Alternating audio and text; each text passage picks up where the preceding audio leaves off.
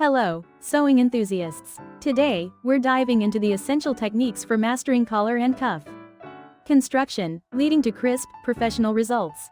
This is a crucial skill for anyone aiming to elevate their garment making. Let's start with collars. First, let's talk about choosing the right fabric. For a crisp collar, select fabrics that hold their shape well, such as cotton poplin, broadcloth, or even a lightweight interfacing. Interfacing is critical. It provides structure and stability. Always interface both the collar and the collar stand, typically with a woven interfacing for best results. Now, cut your collar pieces.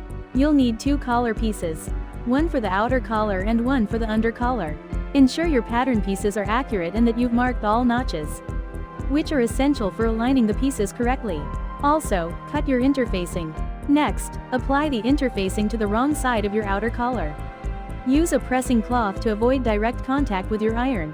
And to prevent scorching, follow the manufacturer's instructions for the interfacing type. Press, don't iron, to avoid stretching the fabric.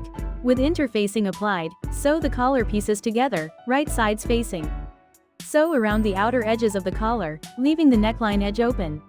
Use a seam allowance specified in your pattern, typically 1/4 to 1/2 inch.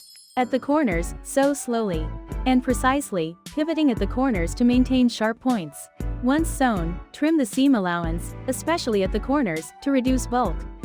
Grade the seams by trimming the under collar seam allowance slightly closer to the stitching line than the outer collar seam allowance. This helps the collar lie flat. Turn the collar right side out. Use a point turner or a dull pencil to gently push out the corners, creating crisp points. Press the collar flat, paying attention to the edges to ensure they're even and well defined. Baste the raw edges of the neckline together to keep the layers aligned. Now, let's move on to cuffs. Cuffs are constructed similarly to collars, but their shape is typically more rectangular. Choose fabrics and interfacing suitable for cuffs, such as the same fabrics used for collars. You'll again need 2 cuff pieces and interfacing. Apply the interfacing to the wrong side of one cuff piece. Sew the cuff pieces together, right sides facing, leaving the long edge that will attach to the sleeve open. Trim the seam allowance and grade the seams. Turn the cuff right side out and press. Attach the cuff to the sleeve.